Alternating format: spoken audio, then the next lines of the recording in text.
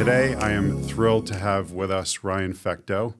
Ryan is a senior officer of policy and planning at Avesta Housing, and he previously worked as a senior advisor on community development and strategic initiatives for Governor Janet Mills. Prior to joining her administration, Ryan served as the Speaker of the Maine House of Representatives from 2020 to 22, which I had the pleasure of working with him in leadership at that time. And that made him the youngest presiding officer in the nation at that time.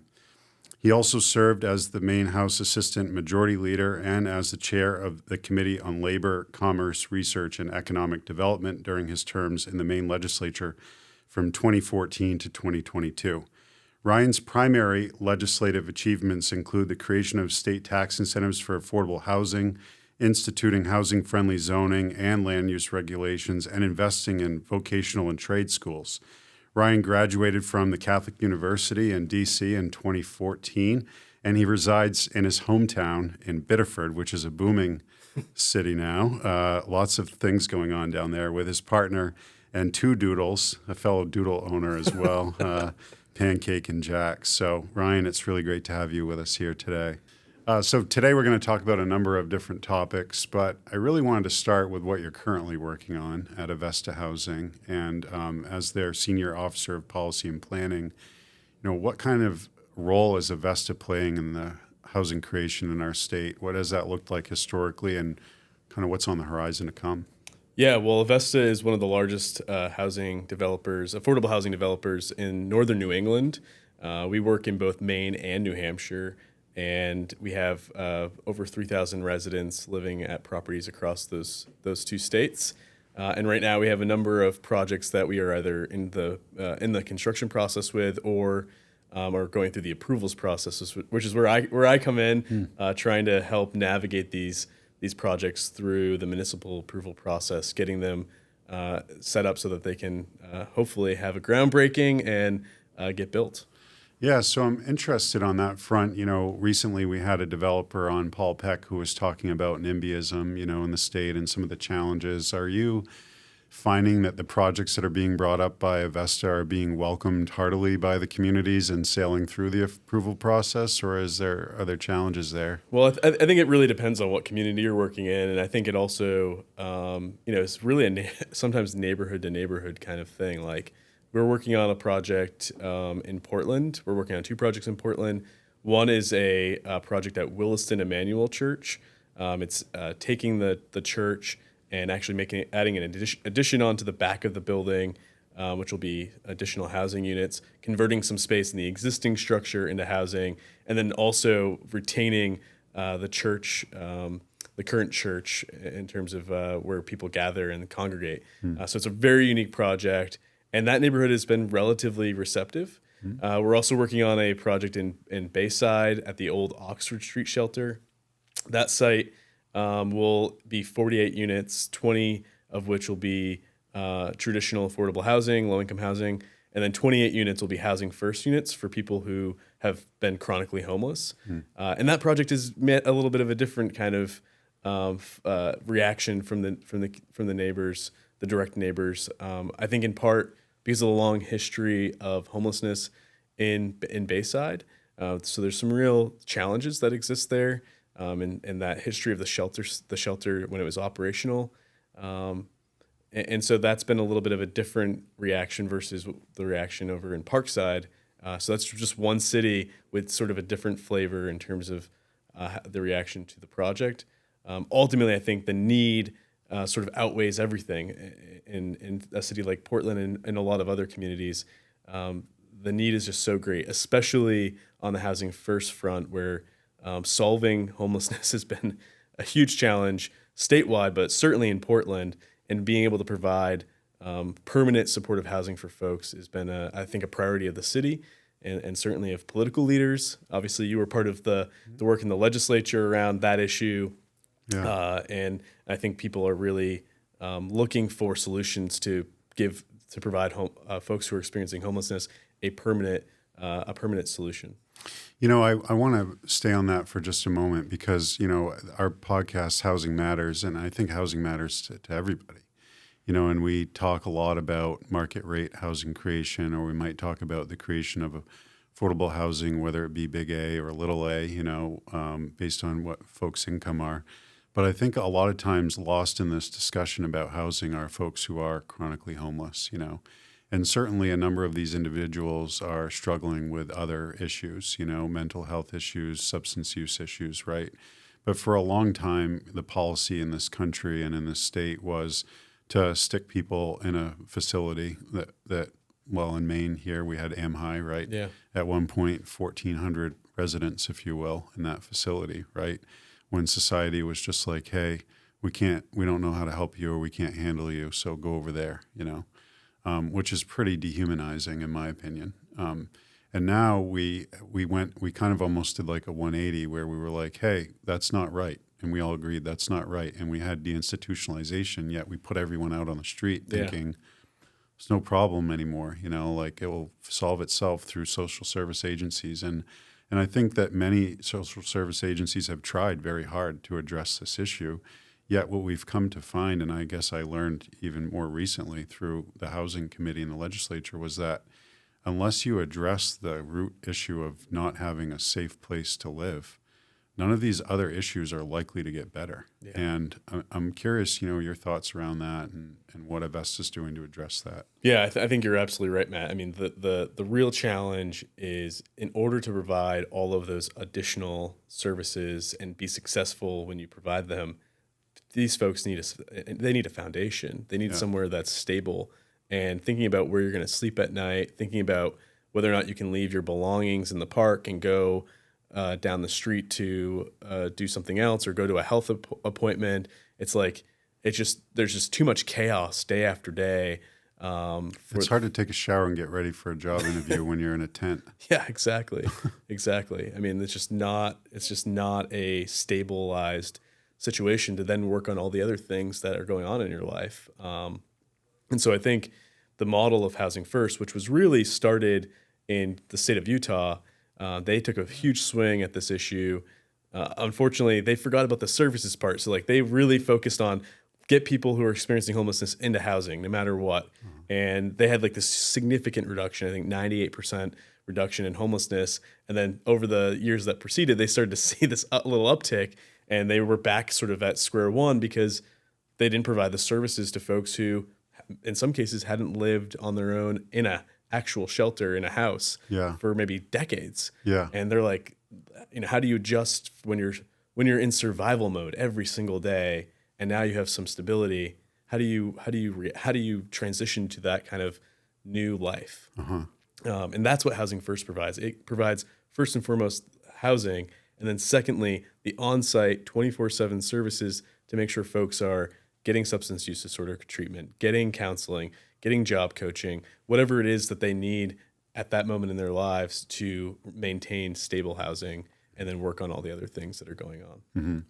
Do you see, is there some kind of built into this model, a desire to transition people to more permanent housing environments where they may be on their own, or is it hey, they're just always going to be here forever? Yeah, it's really case by case. In some cases, these folks will live out the rest of their days in Housing First. Mm-hmm. In some cases, they will move on to a different housing environment where they no longer need those support services. It really just varies based on the person. And the bottom line is we always talk about Housing First as permanent supportive housing, meaning it is their home.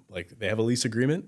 Mm-hmm. They violate their lease, they can get evicted. They have to follow all the same rules that any other tenant would have to follow in a rental arrangement. Mm-hmm. So it is really their home. They can come and go. They are their house. The only difference is this unique sort of model, usually on the first floor of the building or whatever, that is where the services are provided. Yeah, we went to one that was run by Prebble Street, and I remember meeting with an individual. I actually had lunch with Senator Collins last year, and I told her the story of this gentleman who, I'll be honest, I walked in to this building, and I'm like, well, this is great. We're looking around, and we open the door, and this guy in probably his mid-30s in the middle of the day, not at work. And my first thought was why isn't this guy working? I mean, he seems able-bodied. He's having a coherent conversation with us, and He told us his story. He's like, hey, I've been in and out of chronic homelessness since I was 16 years old,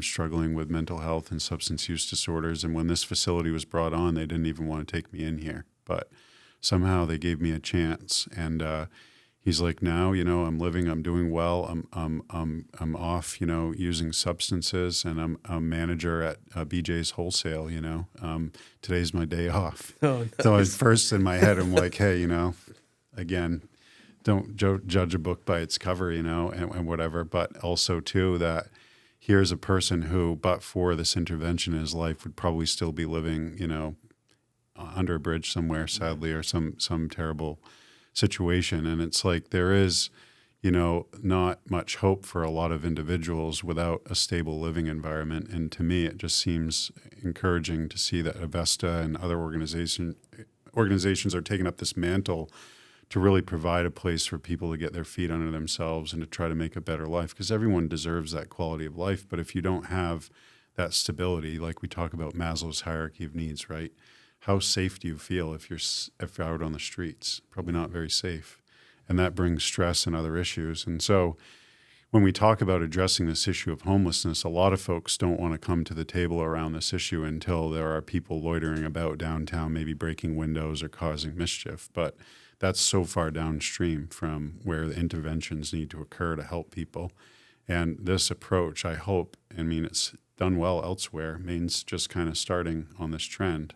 I hope it will help with some of these issues that we're facing. Of course, we've got to build a lot more inventory, which is what you're working on too, and we'll talk about. It takes a while to build it. I think that's the big challenge. Is obviously the legislature adjusted some funding to ensure more is available for the construction of Housing First sites. The problem is it doesn't happen overnight. Right. So there's going to be a long sort of runway here in order for us to get these things built, and that's going to be I think where there might be some frustration from lawmakers is, we funded this. Why isn't it happening? Well, the approvals process takes a long time, and there's only so much funding available to get these things off the ground. So it's a long runway. And Housing First, there's some additional costs because that first floor, like I said, is typically dedicated to your social services. So you don't have rental units on that first floor. And there's some additional costs that are associated with building Housing First that aren't integrated into that traditional low-income housing. So there's also there needs to be sort of a responsiveness to from the funders about how we adjust things, because it does cost a little bit more to build Housing First than it does to build traditional low-income housing. Yeah, but it's the right approach because, we're dealing this in Augusta. The mayor just called me last week to appoint me to the homelessness task force that we're putting together. And we're specifically not having any of the service providers on the task force so that we can hopefully come up with some best practices and so forth. But one of the things that I've heard from the service providers already is like, hey, we have this service, but it's over here, and we have the service, but it's over here.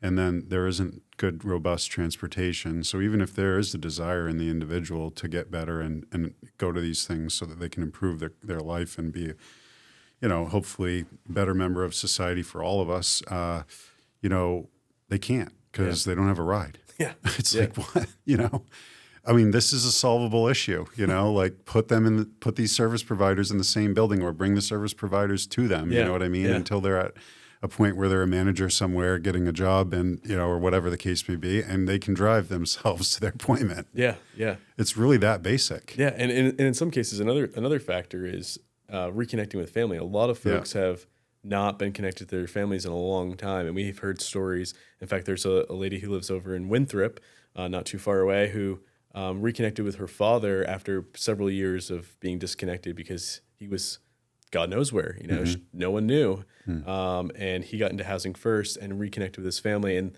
that also is a stabilizing factor, like being able to reconnect in those relationships, because, loneliness and feeling like you're out there on your own, and also having family that can help make sure, hey, checking up, you have that appointment, making sure you're getting to it. So it's the accountability factor. It's having that additional love and support that we all need as human beings.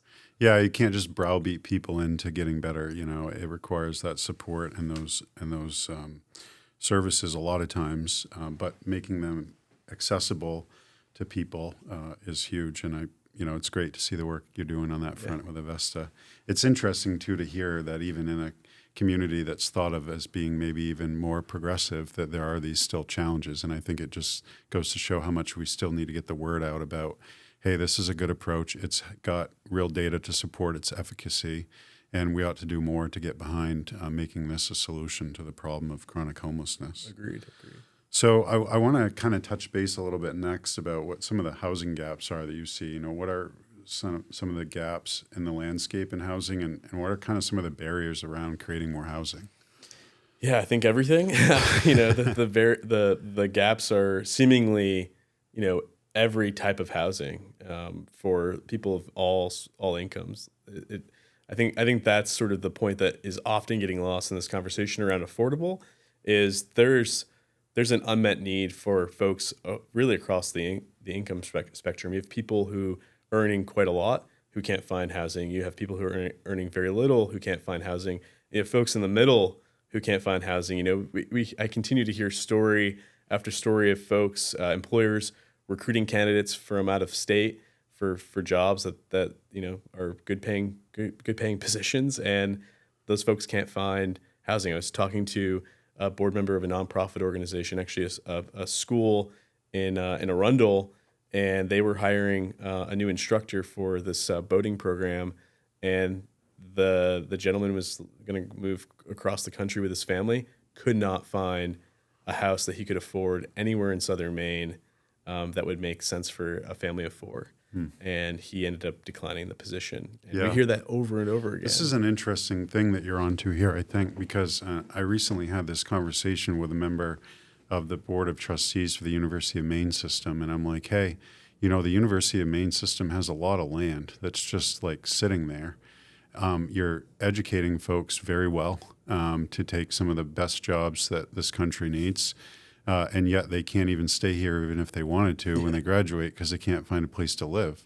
So it begs the question, what came first, the housing or the job, and not the chicken or the egg, right? And so I would argue it's now in this economy that we live in, the 21st century gig economy, if you will, where people can be digital nomads a lot or move around more, that you have to start saying housing, not jobs, which might sound hypocritical coming from a realtor who, spent his time in the housing committee most recently. Now that I'm getting done in the legislature, I'm sad, by the way, I should say, that you're coming back. Well, most likely coming back, if you're successful in your race. I don't even know, do you have an opponent? Dropped out, so hopefully you win then, right? So you'll be going back to the legislature, which I think is good. I always enjoyed working with you because I found you to be a very thoughtful and pragmatic leader that wasn't so focused on partisanship and more focused on solutions, and we need more of that. But so you'll be going back and tackling these issues on the legislative front as well, and it really seems to me that we have to put more focus in terms of growing the Maine economy around the housing creation, because we could have, some 20, 30,000 jobs in the Maine job bank, but if you don't have a place to live, you'll never take the job. Yeah. And it's this growing gap between people who are working age and people who are retired. I mean, people who are retired sort of are in this, or reaching retirement age, are in a relatively good housing position typically because they bought their home with that lovely low interest rate, and they're in a decent position. It's those who are trying to break into the market, or even find a rental that they can afford, and it's just not there. And it's just a simple supply and demand, and we have much more demand than we, I think, ever anticipated after the pandemic. And because Maine's growing, right? It's growing, and we're not building nearly enough to keep pace. And the other part of this whole complex picture is the fact that in order to build it, we also need workers, right? and in the trades and the construction industry, and that's another pain point is we don't have enough folks to lean on in the construction trades, and so trying to get young people to go to trade school or find their, maybe change career paths, because there's great opportunities for really well-paying jobs, and we just don't have enough folks in that sector. And that's also driving up the cost of housing, because as you well know, when you don't have the availability of a workforce, the demand, they can sort of say, here's my price, right, and you're going to pay it because you have no choice. Scarcity pricing is real. Yeah, I think that, I mean, there's no right one answer to solving this crisis.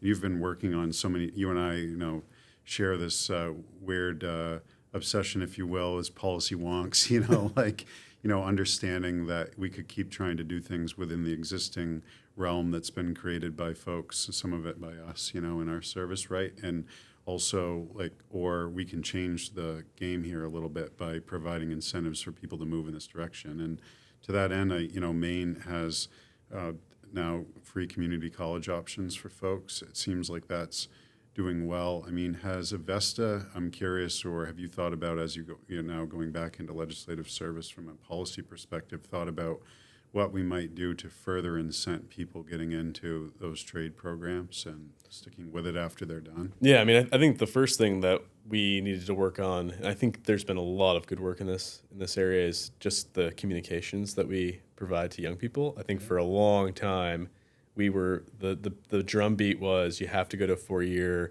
liberal arts college, you have to get a degree, in whatever that is not related to a trade. And I think we're moving back towards center on that, and really providing a message that you can go to 4-year school and get a BA in whatever, and then go on and get your master's in whatever. But you can also go to the CT school and learn a trade that's part of your high school career. And then when you graduate, you can go over, as you said, to community college for free and continue that education on whether it's welding or becoming an electrician or whatever sort of career path you decide to take. And I think we're seeing more young people enrolled in those programs. And I think it's also a matter of investment. As you know, we worked in the legislature for a while on trying to get some additional funding to the CT schools. They had not received statewide funding since 1998. It was $5 million bond at the time. And it took us until just recently, I think 2020, before we made another $20 million investment in upgrading equipment. Like, if you don't show students and young people that you care as adults, as decision makers, that if we're not going to give you the best equipment to work on, why would you feel like that's a path you can pursue? And we need to make sure that the students are going into those CT schools and they see, I'm valued. Like, the people who are making the decisions, they value the trades because they bought the equipment that I'm actually going to use out in the field, not something that was being used in the field 20 years ago. Right. The hand-me-down. Yeah. Thanks. Yeah, exactly. Especially like automotive repair. I know, I saw some programs where automotives, they're all technological, computerized in 2024. And you had students learning on what a vehicle was back in the 1990s. No, we can't be doing that. I think that this conversation is also very poignant in this new age of AI technology and, this feeling that everything's going to be taken over by, robots or whatever. I mean, the reality is, we're a long ways away from building the built environment with that kind of approach. I mean, it may happen when you and I are just about to kick off, right? But I mean, not now. We have a long ways to go, and frankly, probably not ever, because humans will always want to make sure that we're not taken over by this technology. Yeah. And so that means that what you can't do on a computer is work with hands, right? Yeah. And so I think that turning things around, and not to get too deep into this, but there's a lot of young males in this country who are, facing serious substance use issues or suicidal attempts and so forth. That it's kind of sad when you think about it. And a lot of it has to do with them not being engaged in something that they feel is meaningful, right? That they feel that they have a purpose and a way to give back, right? Because the educational system that they went through didn't value that, Yeah. And that's not, that's not a dig against women or anything like that. It's just the reality of the fact that we do have a lot of young males in this country who aren't inclined to go into the healthcare professions. They're not inclined to go into some of the service sector professions, just the way that they're wired, But they do want to work with their hands, yet they can't find a way in which society is like, hey, we'd like to have you do this, and we value it, Yeah. And so you talking about the communication around, hey, this is needed. And by the way, being a carpenter is just as important as being a cardiologist. Yes, exactly. You know, you both have to work on things with your hands. Yeah.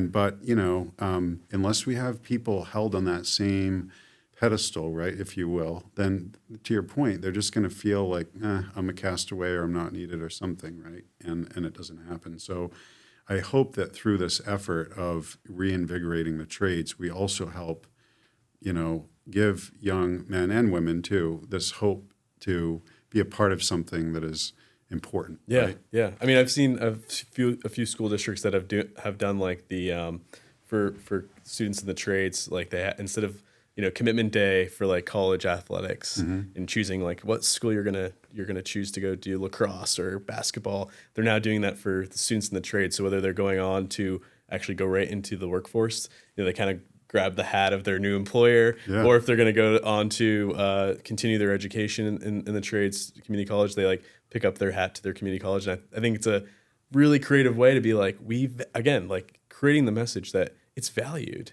and something as simple as like having a commitment day for students in the trades, I think is a really cool way that some school districts are approaching it. Yeah, because I mean, social pressure is a real thing, and if young people are feeling this pressure that they ought not get into this because it's less than, then they won't. And I think we've seen a lot of that for a long time. Not to mention the fact that a lot of the folks that own some of these businesses are reaching retirement age, and they might not have a succession plan. Yeah.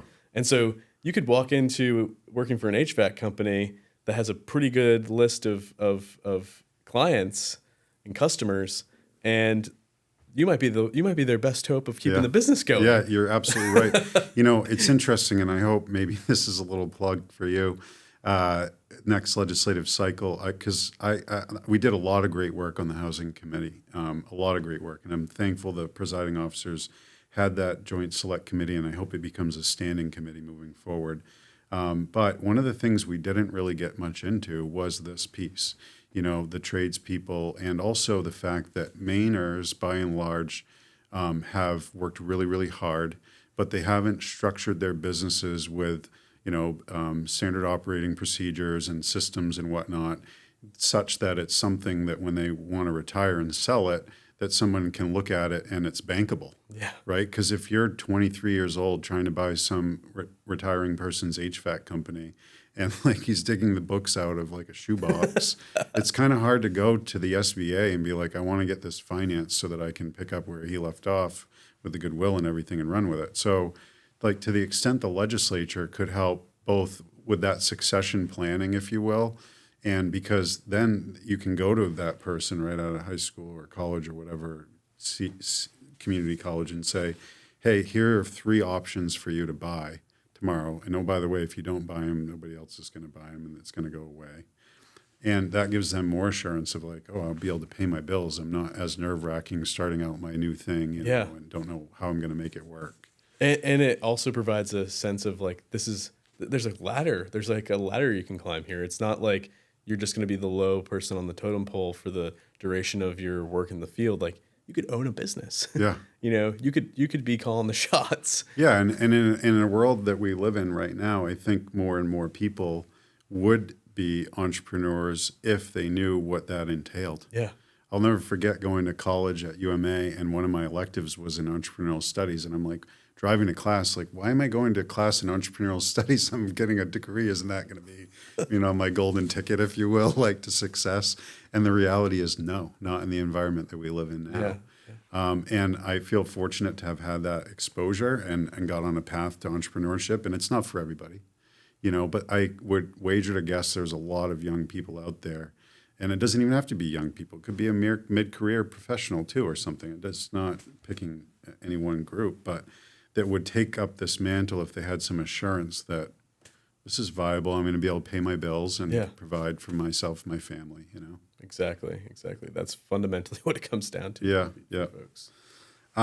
So I want to talk a little bit about a bill that you and I worked on that was very controversial, I would say, initially, but I think has been gaining a lot more popularity. LD 2003, as it was known, a pretty significant zoning overhaul. And maybe a little bit, we could start a little bit with the importance of zoning. Why was this looked at first? And then what did this law do? And then, subsequent to your legislative service, you went and worked for the Mills administration to help with the implementation of this. And I'm just kind of curious, how that went. But Yeah, I think the importance of LD 2003 speaks to how impactful zoning is on the decisions that ultimately get made at the local level.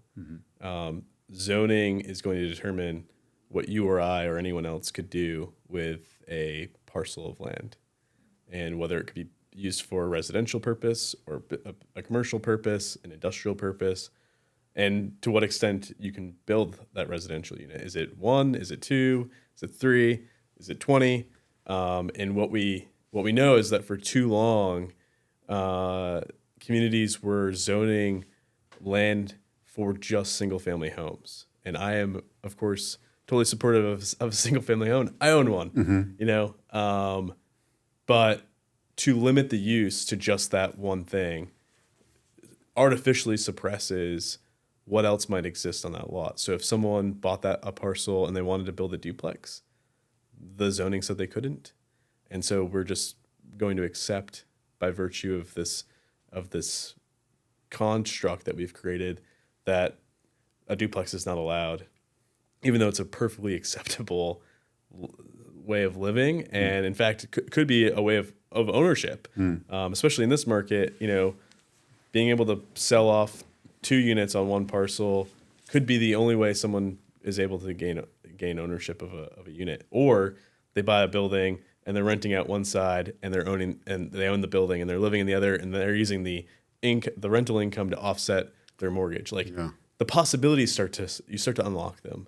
And I think we just continue to see more and more communities moving towards single-family homes as sort of the only option, and we need to have more options, and we need to think about density differently. Is it truly disruptive to a neighborhood that has 12 single-family homes that a duplex gets built or a fourplex gets built? I would argue no. Right. And I think that was sort of the fundamental motivation behind passing this bill. And especially when you looked at the larger context of the crisis that we face here in Maine and across the country around housing, if we can do some light touch density, I'm not talking about sticking a 30-unit apartment building in a single-family neighborhood, but if we have 1 unit that gets added where only otherwise one single-family home would exist, then we're slowly taking a bite at this apple and making some progress. And I think that was the motivation behind the bill. Yeah, I think a lot of times lost in the discussion has been, the impact on environment, right? So let's say a town has a requirement that you have like 500 feet of road frontage for a house lot. It costs a lot of money to put that road in, but that's also not great for the environment either. And if you already have existing road frontage somewhere with an infrastructure that's already been put in long ago that can withstand additional use, why not use it? It helps keep costs down and so forth. And the reason why not so far to date has been you open up the zoning code, flip to page 72B, line 7, 14A, subsection 4, only to find out with an asterisk, got to look at the bottom of the page. You can't do that. Yep. And it's really at odds with a lot of things. And we kind of had this discussion a little bit on the Republican side of things, because local control is a big deal. I mean, not just in Maine, but nationally. Because I saw this same bill debated last year in the State House in Denver. I was sitting on the floor of the Senate, and they were debating this bill, and we had passed it like a year or two prior. When did we pass it? 2022. Yeah, okay. So I'm sitting there with the majority leader of the Senate in Colorado, and I'm like, I can't believe that you guys don't want to pass this. And he's like, local control, man. And I'm like, yeah, local control, but what about government intervention in people's lives? At what level of government is it okay to be intervening in how somebody can use their property, Yeah. And he's like, oh, that's a good point. Well, anyway, they ended up not passing it, but I went back this year for the annual summit that I was at, and the governor of the state presented, and they said, well, we just passed this bill. like ADUs by right, It took them a couple years longer than us, but they got around to it, right?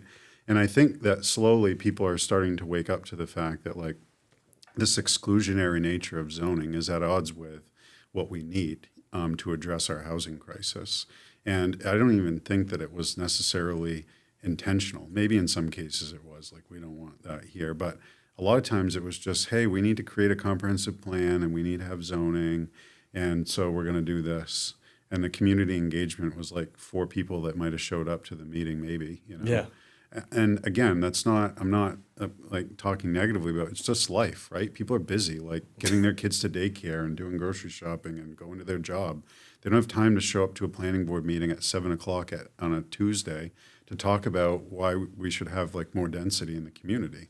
That's upon leaders in the community to kind of like wake up and say, hey, look, if we're going to require everybody has a 2-acre lot to build a house, last time I checked, God's not making any more land. Right. So we're going to have to change something here, and that's where I think that's where you came in with that bill and why I think it was so necessary. But it is at odds with something that is very well ingrained, local control, right? And I don't know. I think sometimes you have to take a little stronger approach. Obviously, you agree with that. Yeah. It's not always easy, but it's making moves. Yeah, and I mean, I think we can also sort of dive into that.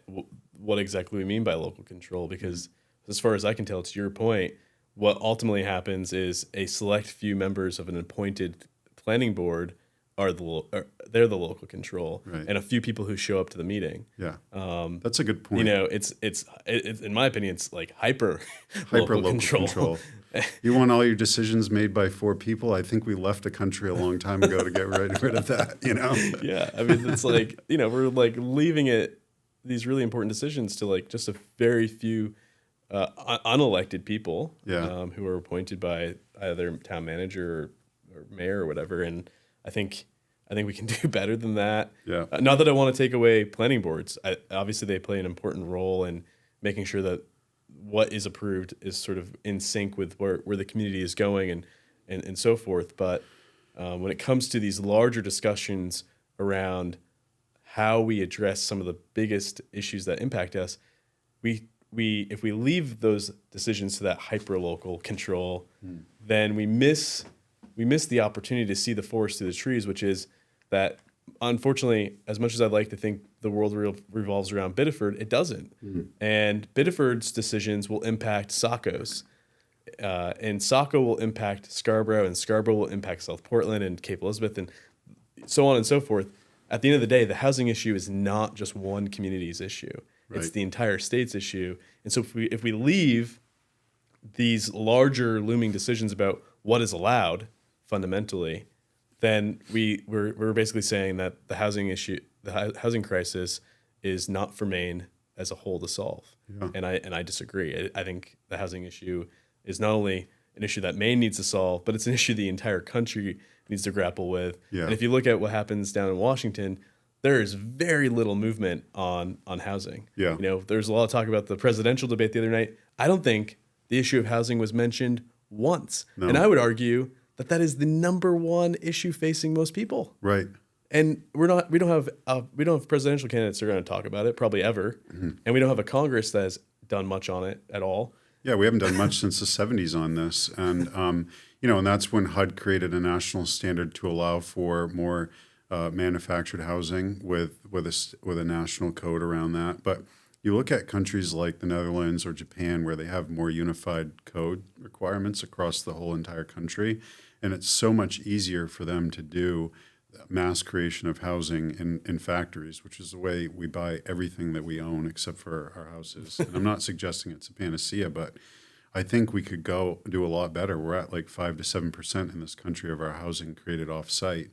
And not every environment's the right for it, but when you have a patchwork of zoning across the whole country, it's very difficult to scale that up in a way that a manufacturer could say, yeah, we're going to make 37 of these houses because we know like they can go in all these different areas. It's like even now, and I wanted to talk a little bit more about 2003, because just yesterday somebody stopped me and was like, hey, wasn't there like a state law passed that I can have like an ADU on my property? I'm like, well, for most single family, ADU by right in the state. However, you still need to check with your local code officer because there's different requirements in different towns about what it was that they would allow and so forth. So like, it's not like this big swath of it's just do whatever you want. It still requires that local engagement.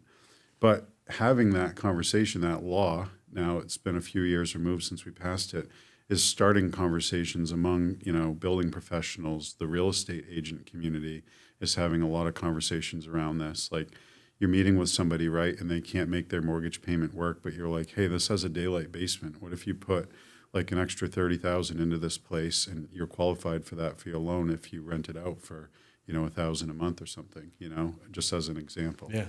That is going to take time to kind of trickle through more and more as a potential solution that's get advocated by other professionals. But we're on that track, and the next level, I think, is looking more at ways in which we can create some certainty around zoning. And I think that really kind of feeds into this next thing that I want to really talk with you about that I'm really excited about, which people listening to this might be like, why are they so excited about this? But I think when you get into this level of like where the rubber meets the road, we can talk about policy all day long, and it would be nice to send kids to trade school and make these investments, and we have to do all these things. But at the end of the day, if the law doesn't allow for you to do something, it's not going to happen. Yeah. And there's an effort afoot now to create this national zoning atlas in which somebody could really sit at a computer and say with a certainty, and I think with AI it's going to speed it up a lot, to look at it and say, oh, I can build that there, I can't build that there. And hopefully, I don't know, maybe I'm crazy, but in time this will unlock the offsite construction industry in a way that people could be able to say, hey, if I want to build that house there that's going to be made for me in that factory, can I put it there? Yes, okay, great. You got to get connected with people that can deliver it and get it set. There's a lot to do. But if you first look and you're like, geez, I don't think it can go there, the conversation just stops. Yeah, yeah. And so in Maine, there's the Maine zoning atlas that's kind of being worked on.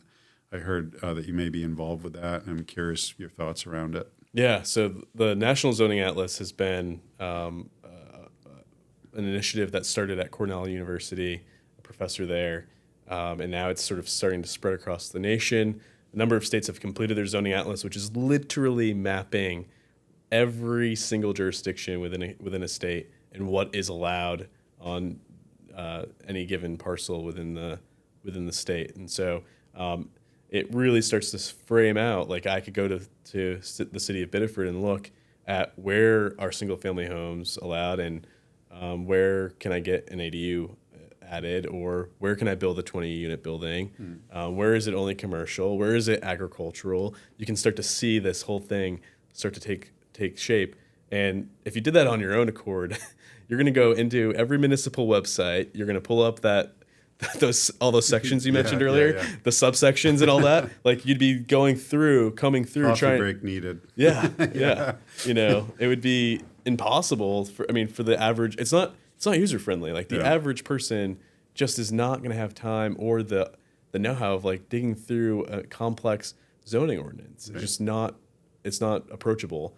And the zoning atlas makes what is unapproachable more approachable and gives you a sense of what's happening statewide. New Hampshire actually completed theirs 2 years ago, and it's been utilized for a lot of different things. One, community conversation, like, oh, this is what our town looks like.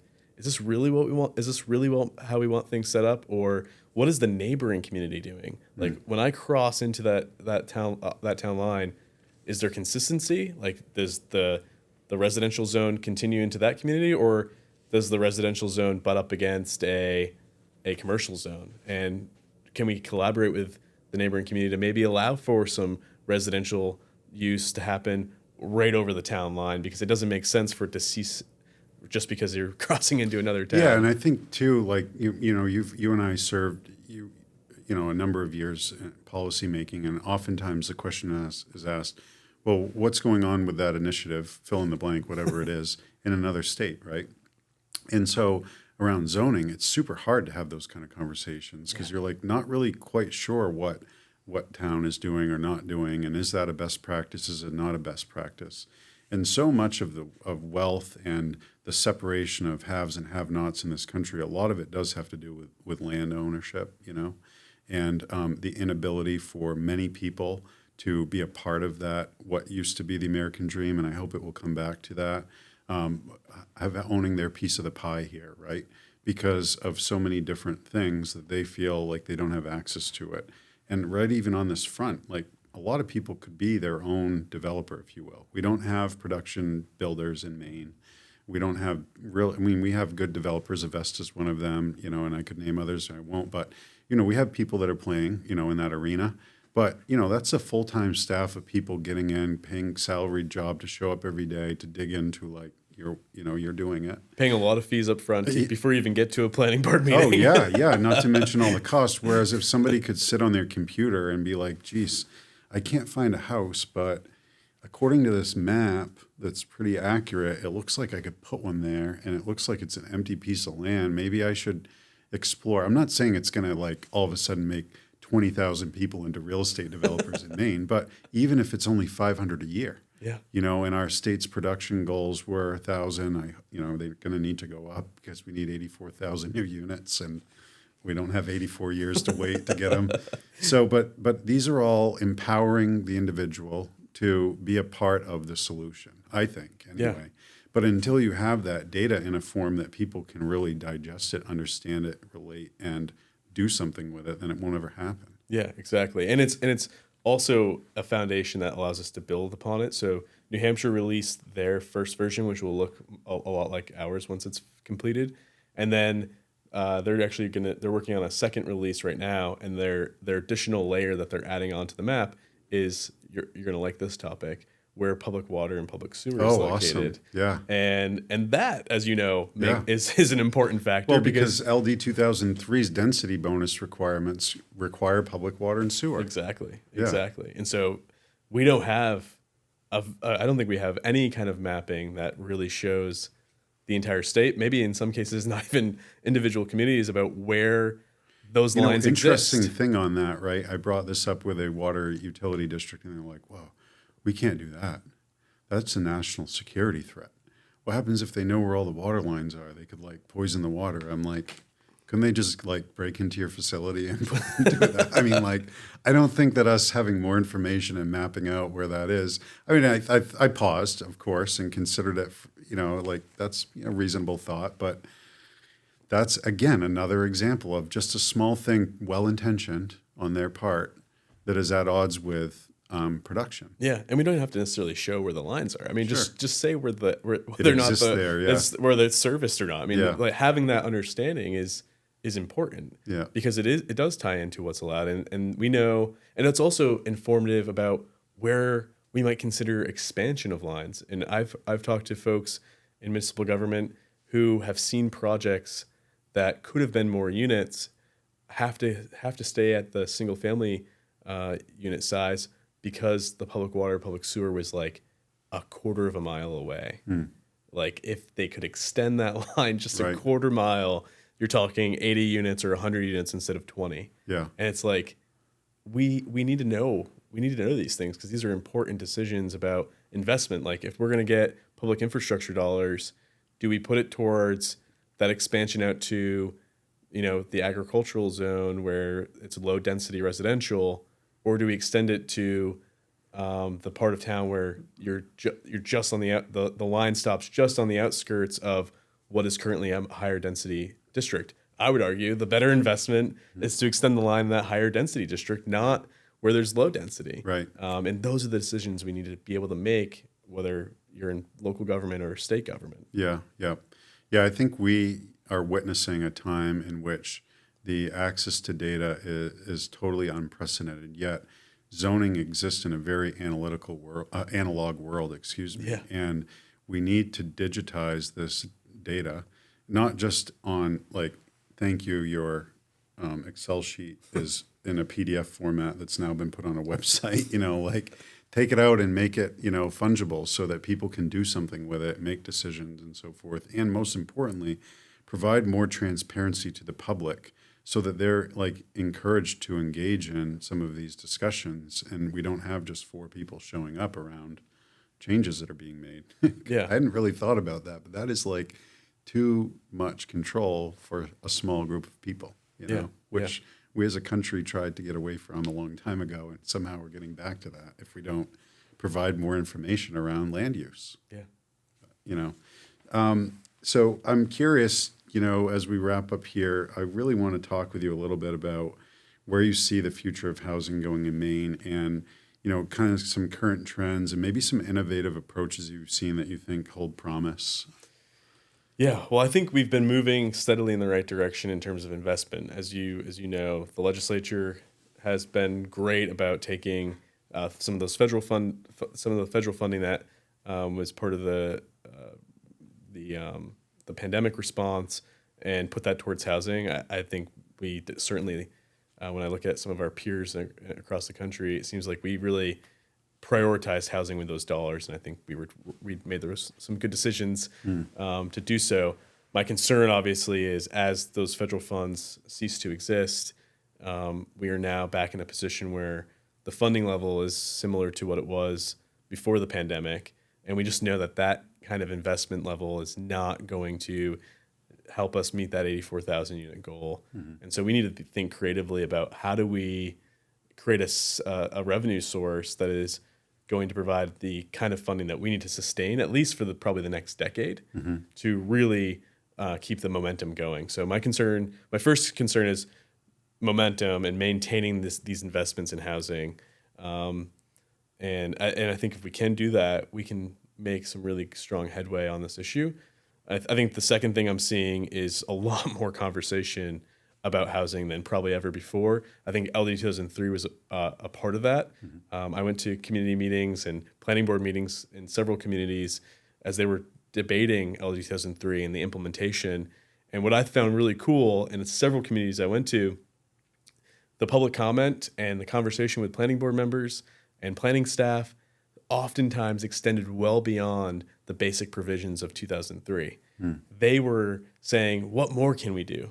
Like, it's great that we're going to implement LD 2003, but what more can we do? We saw Portland really take a huge swing. Their city council decided to do what the planning board just recommended basic compliance, and the council said, we want to take it a step further. There's actually a project that's been proposed in Stroudwater out by the Jetport that I think will be the first I think it's the first development proposed under the city of Portland's version of LD 2003 that's taking advantage of the higher density.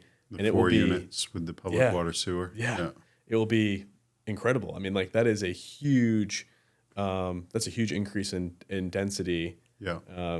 But an important increase in density because of the need is so tremendous. Yeah. One of the things that I'm hoping might change moving forward is there's been a lot of resources going around the creation of income restricted housing, which I think needs to happen to some extent, because it costs a certain baseline to build, and we talked a lot today about how we might address bringing costs down.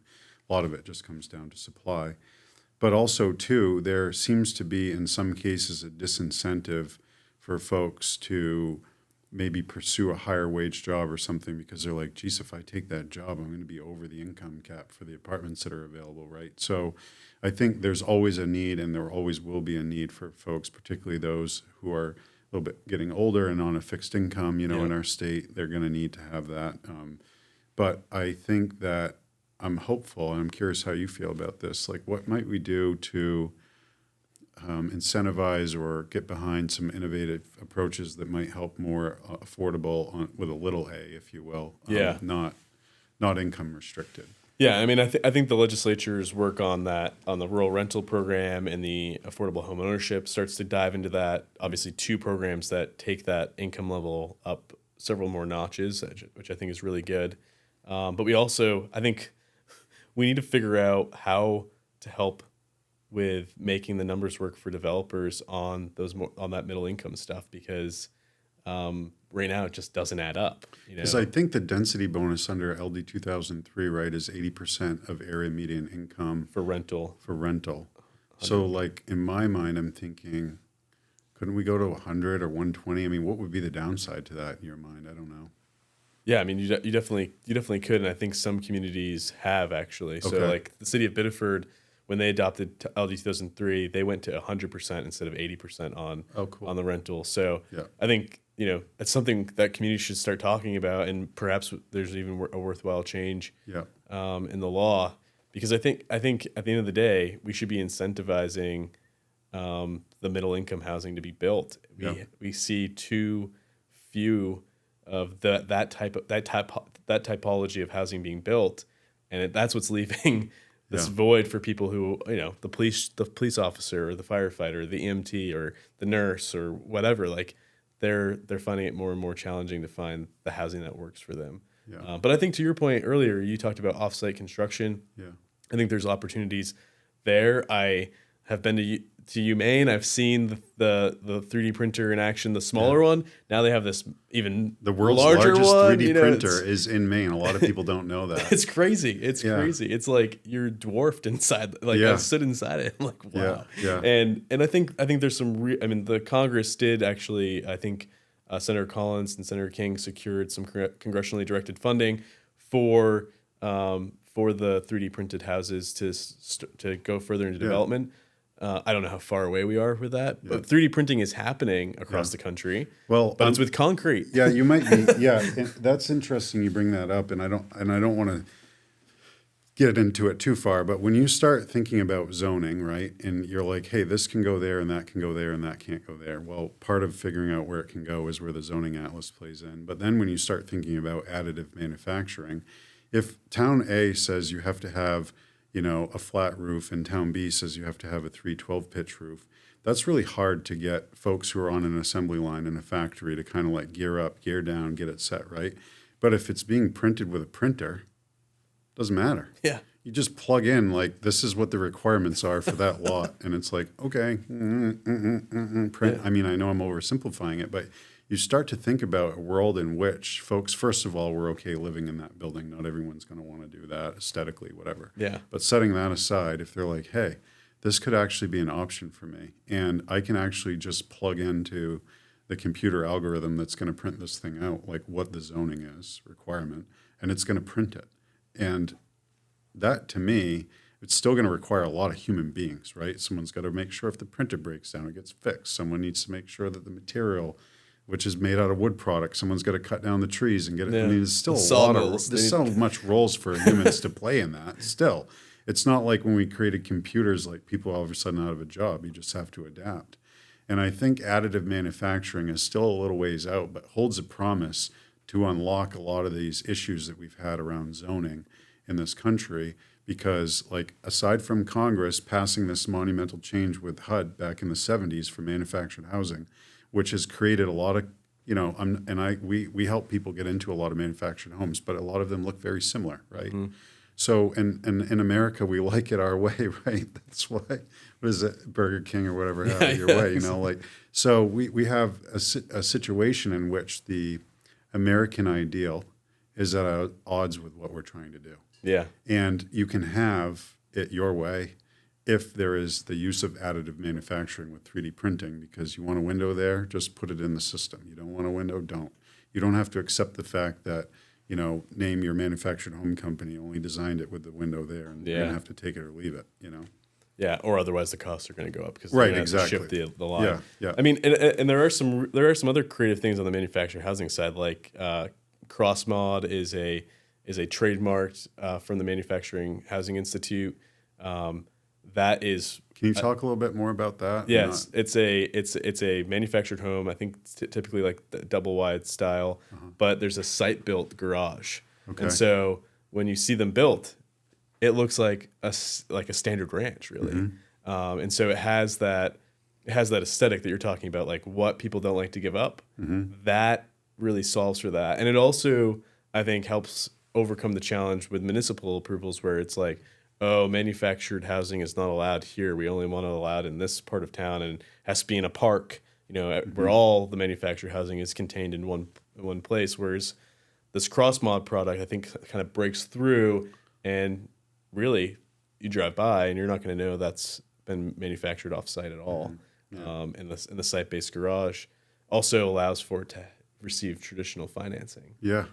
Because it is given a status of a bit more permanency because it has the site built garage. Maybe we should talk about that a little bit. What do you see as, I know we talked about resources on the creation side, but what about creative financing options or funding for, first-time home buyers and folks who are looking to to break into that? Yeah, I think there's some real challenges there. I mean, first of all, I know Maine Housing has the $5,000 credit. You can now get $10,000 if you're first generation. The problem is, and I had this experience when I was looking to buy a house. Yeah. There aren't a lot of sellers who are interested in accepting an offer with an FHA because FHA requires inspection and all these other things. And I mean, if you're a seller and you have 30 offers, why would you accept the one that's going to be the most challenging to close the deal? And so I had started my home buying journey with this Maine Housing tax $5,000 credit for first time home buyer, and ended up abandoning it because I wasn't winning any bids. That's too bad. And then I moved to a conventional product, and the first offer I put in, it got accepted. And so it was like very I mean, maybe that's coincidental, but it is truly the experience of a lot of people that in this market, it's just not really panning out, even with that additional $5,000 or $10,000 at closing costs. Yeah. So how do we make sure that folks can utilize that existing credit, or is there some other way to take the credit away from being tied to this particular loan product? I don't know. I mean, I'm sure there's some complexity there for Maine Housing. Yeah. But we need to find a way to help boost the buying power of first home buyers. I think that's number one. And then there's other issues too, like ADUs.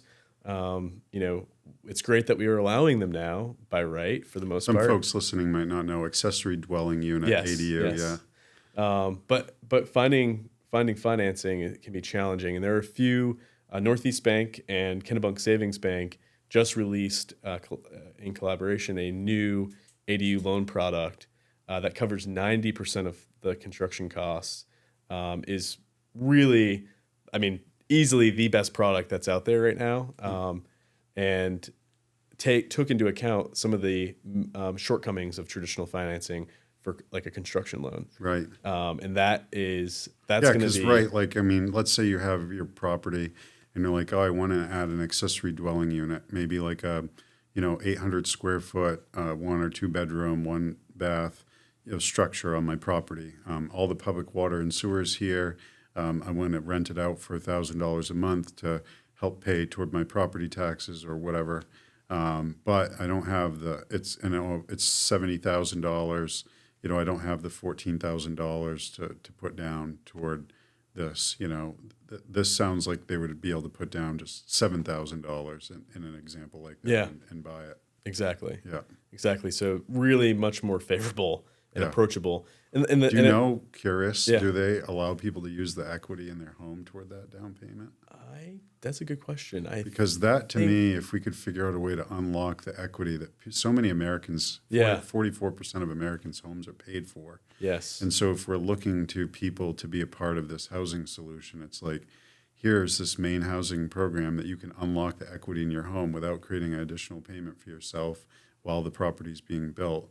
And then once you have a tenant in there and it's stabilized, you can start paying us back. Yeah. Then you have a lot of folks who are on a fixed income that are like, geez, I'd like to help out with this problem and have an extra $1,000 a month, but I can't afford the payment because I'm on Social Security. Yeah. You know what I mean? Yeah. But their house is paid for. And you certainly don't want to refinance right now with the interest rates. You don't so want, you're exactly. Not you don't want to be that. creating new payments for yourself that can't be offset by someone else. Yeah. I think that's definitely a great idea. And I think if memory serves me right, that this product that Kennebunk Savings Bank has created does allow you to do so. So it definitely helps a lot. And another idea, and I think Backyard ADUs is starting. They're a company that is building accessory dwelling units across Maine and Massachusetts. I think have taken on this idea of like leasing part of your land for them to build the ADU at no cost to the owner, and then there's like this shared this sharing of the rental income back to the homeowner and to them. That's interesting. So that's another interesting idea. I don't know if they've had success with that, and to what extent they'll gain some I think- momentum. But it's a cool concept that takes the pressure off of you because I mean, as a homeowner, it's like not everyone is not everyone is up for the task or challenge of like building something, you know, Or being a landlord. or being a landlord. Yeah. Exactly. Ryan, can you help us understand, like, why'd you get into politics, you know, and then also too, like, what led more to this focus on housing? Yeah. So my focus on housing started when the Maine Affordable Housing Coalition approached me in 2019 on the issue of creating a state version of the low-income housing tax credit to help boost the number of projects that we could get funded, so that more housing was being built. And I was a co-sponsor of that bill. yeah, exactly. And I remember having conversations with you about as we were trying to navigate getting that thing passed. And that sort of started me on this journey of like getting deeper into the weeds on housing policy. And it was actually through that bill that I met some folks who were working for Up for Growth, which is a national organization focused on zoning, and sort of just had this one meeting, and the idea sort of was planted about zoning as something we might want to look at as an initiative here in Maine. And that meeting stuck with me. You know, fast forward a couple more years, and then I sponsored this bill that created the commission first to look at housing and land use, zoning and land use, which you were also part of, and that was a fun journey. And then we had all those recommendations, and then ultimately LD 2003 resulted. But my real like personal interest in housing started really when I was young. My parents divorced when I was probably 4 or 5, and we moved into low-income housing. My mom had primary custody of us. We were with my dad on the weekends, but we lived in low-income housing. And that experience, I don't think I appreciated until obviously much later in life. And as I thought about the issues that Mainers faced across the state, I started to recognize how important that experience, that housing was for me. Like, it was foundational. Like we had a lot, like there was a lot of chaos in our lives. Like, you know, I kind of think about those years and how like seemingly everything that can go wrong does go wrong. Like when you're living on such low income, it's like you don't maintain your vehicle, so the vehicle breaks down, and then you can't get to work, and then like all of these things, like they always pile up. It was like always constantly having some situation that was financially stressing, but we always had housing. And like when I came home from school, I had a place to do homework. I had a safe place to sleep. And I don't know if I'd be where I am today if we didn't have that housing available to us. And I like to think back on like I think the development was built like in the 80s or something, and I wonder what the planning board meeting was like for that development in like this existing residential neighborhood. I'm like, I'm sure there was some opposition, you know? Yeah. And it's like, what a amazing place for families to just have some stability, Right. and like be able to work on all the other craziness that goes on in our lives. Yeah. And so personally, like that is what motivates me. Like when I think about getting housing built at Avesta, I think about families that I don't even know who they'll ultimately be, obviously, but I know that it's going to have an impact on their lives in probably ways that we will never be able to measure. Yeah. Wow, that's amazing. I didn't know that about your story. It was similar for me. My parents got divorced when I was 6, and my father still lives in the same home that I was brought home to as an infant from the hospital. But my mom moved like some 8 or 9 times. We did always have a home, but it was in a different environment and, you know, different things, but we at least had a place to go. And I'll never forget the day that we were living with my grandparents at the time because my mom had decided to go back to college. She got her bachelor's degree in mental health and human services, but she came home one day and she was so excited.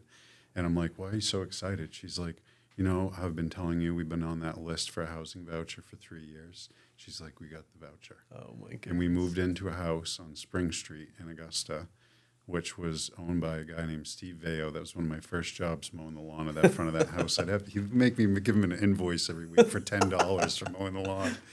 But it was our home, right? It was a full single-family home that my sister, myself, and my mom, you know, were able to live in, and it did provide that stability. And that, too, is what drives me. Like, I mean, even almost wanting to bring tears in my eyes, like saying this story to you, because that's been my driver behind why housing, you know, like very similar, you know. I didn't know that about you, but I mean, we have no idea the impact sometimes we have on people's lives when we're creating policy. You're in a room, in a building, and so forth. But the reality is, this is how it impacts people's lives. Yeah, and it's crazy, like, because you just never know who you're impacting. Like a couple weeks ago, we had a grand opening of a property in Scarborough, and I was just there. I didn't know the program. I wasn't involved in like who was speaking, and our CEO Rebecca Hatfield said, "Now I'd like to welcome the daughter of one of our residents, Dawn Pendergrass, to come speak." Dawn Pendergrass was my English teacher in high school. Oh, wow. And probably had the most outsized influence on me as a young person. Like the kind of like the first person like believed in me, like saw me, like you can do something, like you're talented. And so it's like already like, whoa. Little did she know you'd become the speaker of the Maine House of Representatives. I don't think she knew that, but yeah, she saw something in me, which was, really, it's just like, as a young person, that matters. And she goes up to the podium and she starts talking about her father, who was an engineer, sold his house in Maine. He and his wife went on to buy an RV, traveling the country. Turns out his wife passes away unexpectedly, and he gets financially taken advantage of and loses everything. And Dawn applies for housing with us at this new property in Scarborough, thinking there's no way. I'm sure there's like millions of people who are going to apply, which is right, 6,000. And he ends up getting selected, and she talked about how much she was, she was crying. I was crying. How grateful she was that her father had a safe place to live. Yeah. And he was someone that should never need, he was not the person who needed low-income housing. Right. But he fell into a financial situation that anyone can, we just don't know. Like, anyone could need it. Yeah. You get scammed and you lose all your money. Like, you just never know. And so that was like a fine point on, wow, this is crazy. Like, we are having an impact on people that I do know. Yeah.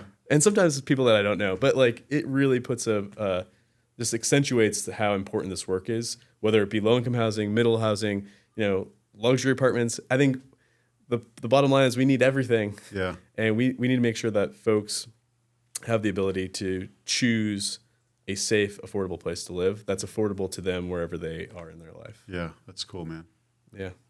Well, this conversation has been really great, Ryan. I'm really thrilled to hear that you're going back to the State House, even though we're of different political parties. I don't think it matters. We've always worked well together. Of course, I'm getting done there with a little baby on the way, and by the time this comes out, he'll probably be with us, and I'll be changing diapers instead of changing minds. But I'm looking forward to seeing you around and working with you. It's always been a pleasure. And but still working on housing because your newborn is going to need housing. Yeah, someday. exactly. Yeah, gotta set them up for the future. So that is so true. And you're looking forward to seeing you around the halls, and I'm sure I'll be there some. But thanks for joining us today, and for all the work that you do on the housing front. Great to see you, Matt.